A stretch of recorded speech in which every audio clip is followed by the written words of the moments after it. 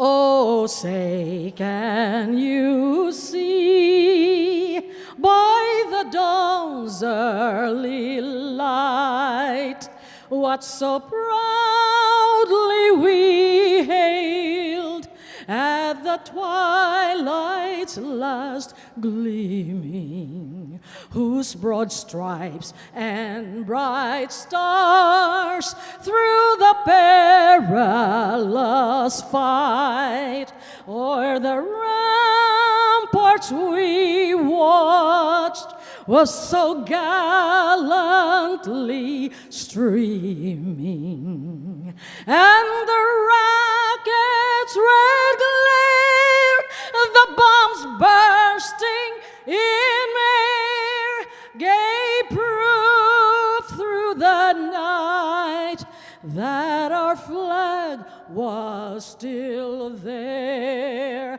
Oh, say, does that star-spangled banner yet wave o'er the land of the free and the home of the brave?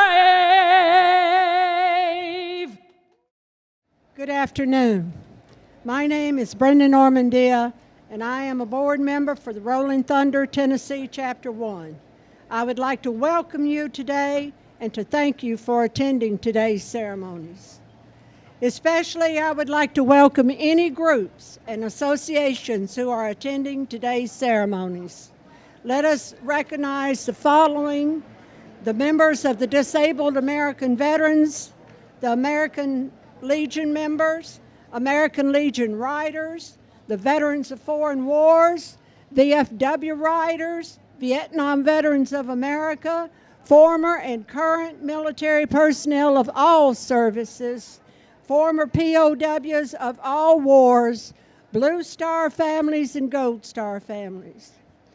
Currently, as specified by law 36 U.S.C. 902, there are only 6 days on which the black POW-MIA flags are to be flown over federal facilities, ceremonies, cemeteries, post offices, and military installations. If you notice, the words at the bottom of the POW-MIA symbol on the flag says, "You are not forgotten." Today, Rolling Thunder is here to bring recognition to our POW-MIAs who are still missing and have not been accounted for by our United States government. The ceremonies you see here today are set aside out of the commitment and sacrifices made by these nations' prisoners of war, those still missing in action, and their families. Today, comrades and sisters, those who did not make it home are not forgotten. They are remembered. Now, we would like to present a special ceremony for those still missing. Paul Williams, Rolling Thunder Chapter 1 member, would you please come to your post?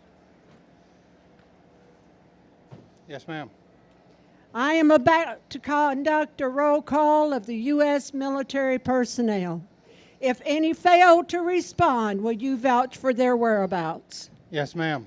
3,344 World War I personnel. Not present, ma'am. Where are they? Missing in action, ma'am. When and where were they last seen? Prior to the end of World War I in 1918, ma'am, in Europe, mostly in Germany and France. 78,308 World War II personnel. Not present, ma'am. Where are they? Missing in action, ma'am. Where and when were they last seen? Prior to the end of World War II, ma'am, in Europe, Asia, North Africa, the Pacific, the Atlantic, and virtually on every continent and ocean in the world. 7,751 Korean War personnel. Not present, ma'am. Where are they? Missing in action, ma'am. Where and when were they last seen? Prior to the end of the Korean War in 1953, ma'am, mostly on the peninsula of South Korea. 1,624 Vietnam War personnel. Not present, ma'am. Where are they? Missing in action, ma'am. When and where were they last seen? Most of them last seen prior to Operation Homecoming in 1973 in South Vietnam, North Vietnam, Laos, Cambodia, Thailand, and the South China Sea. However, many have been reported seen alive in captivity since then. 120 Cold War personnel. Not present, ma'am. Where are they? Missing in action, ma'am. When and where were they last seen? Sometime between the end of World War II in 1945 and the end of the Cold War in 1989, when the Berlin Wall was torn down. That is more than 91,000 American military and civilian personnel. How can that be? Ma'am, we are at war with a ruthless enemy who hates our freedoms and the American way of life. They scoff at the Geneva Convention that was meant to protect all military personnel, both friend and foe, should they ever be captured. Our troops are in harm's way every hour of every day, wherever they are in the world. Thank you, Paul Williams. Yes, ma'am.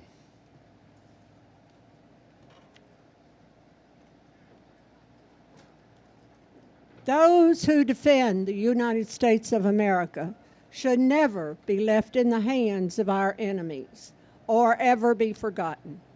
We would now like to present to you the Missing Man Table Ceremony in honor of the more than 91,000 who are still unaccounted for today. I would like to ask that you all stand, if possible, in silence as we set this place of honor. Our 5 services and civilians will be called to the table by placing a hat representing each branch at each empty place.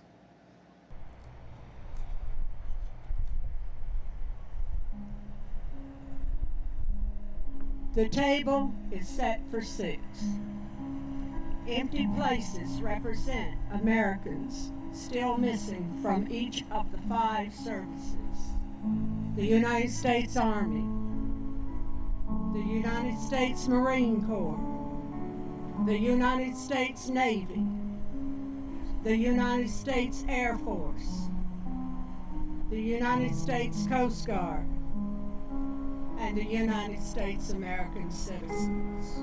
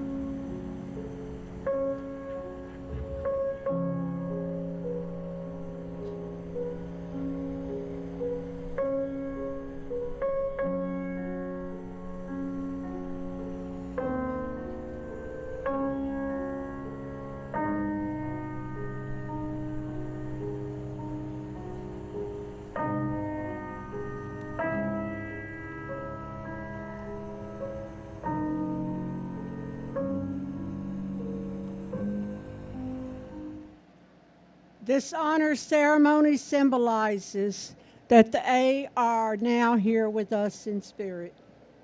Some here were very young when they were sent into combat. However, all Americans should never forget the brave men and women who answered the nation's call to serve, and served because the freedom in a very special way. I would now like to take this opportunity to explain the meetings on the table. You can all have a seat if you wish. The table is round to show our everlasting concern for our missing men. The tablecloth is white, symbolizing the purity of their motives when answering the call to duty. The napkins are black, symbolizing the black heart of some of our leaders and politicians who abandoned and have forgotten them. The single red rose displayed in a vase reminds us of the life of each of the missing and their loved ones and the friends of these Americans who keep the faith, awaiting the answers. The vase is tied with a red ribbon, symbol of our continued determination to account for our missing. A slice of lemon on a bread plate is to remind us of the bitter fate of those captured and missing in a foreign land. A pinch of salt symbolizes the tears endured by those missing and their families who seek answers.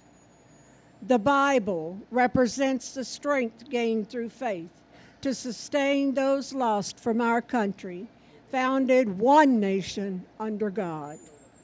The glass is inverted to symbolize their ability to be here this evening to share a toast.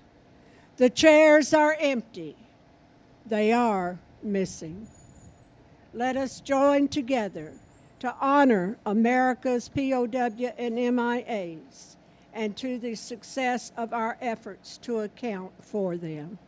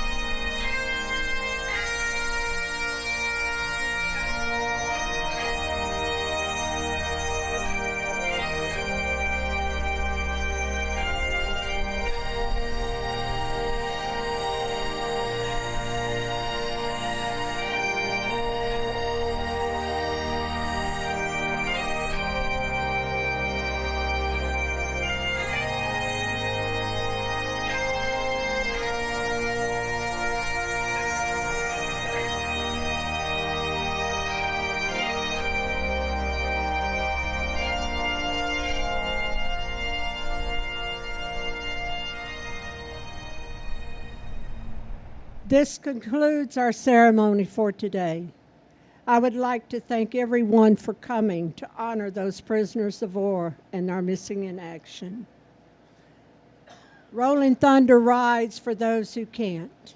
We live and get the most out of life for those who gave up their good days for our freedoms.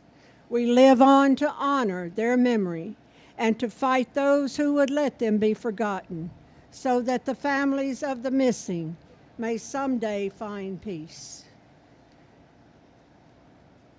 May God bless our servicemen.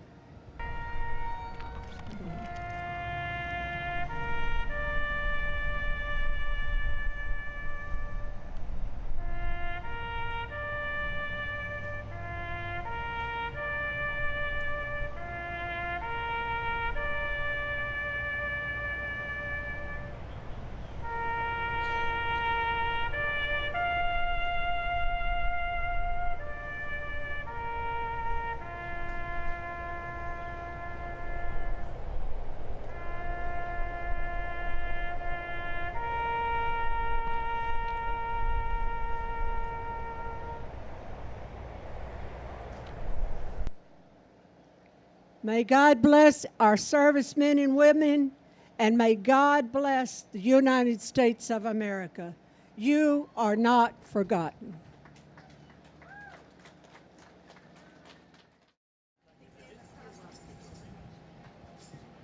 Change 2.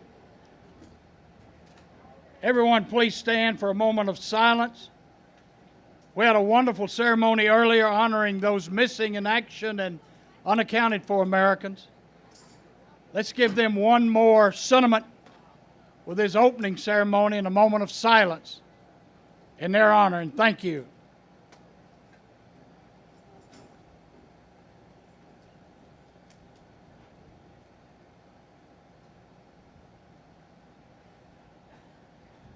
Thank you, and please be seated. They are here in spirit, some 98,000 Americans.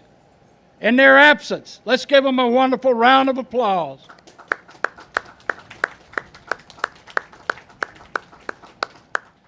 Well, thanks to each and one of you for being here today.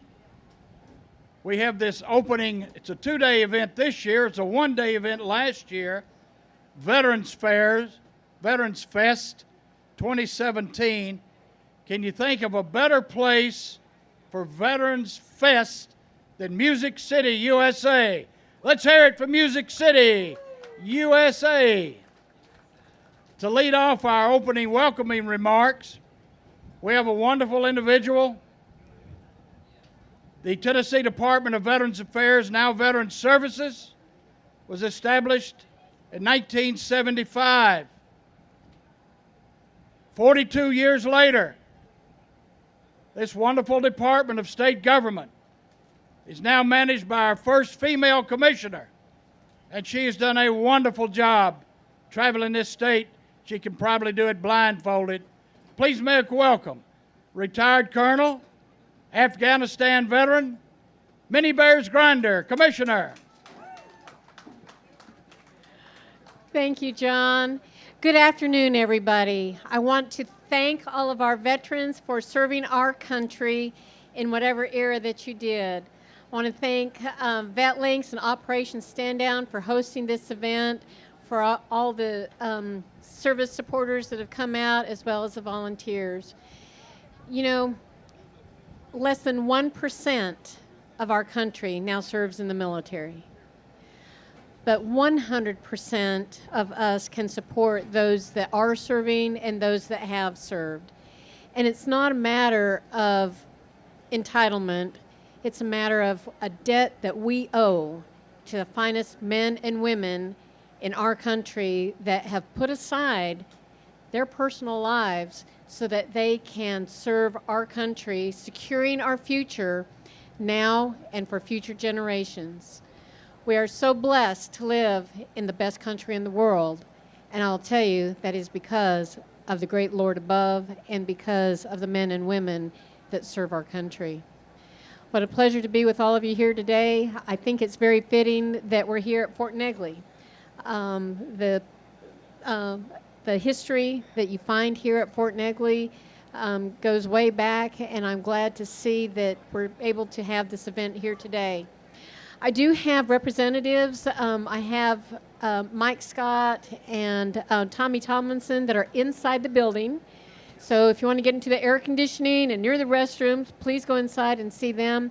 They'll be able to help you with pre-registration for burial. They'll be able to help you with initiating disability claim or answering questions that you might have about other benefits.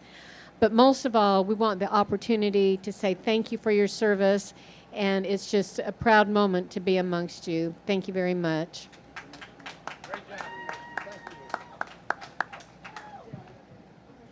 Commissioner Minnie Bears Grinder doing a wonderful job. Tennessee Department of Veterans Services. How about Miss Devin O'Day? One more round of applause. Devin O'Day. VetFest 2017 is co-sponsored this year by VetLinks, a not-for-profit 501c3,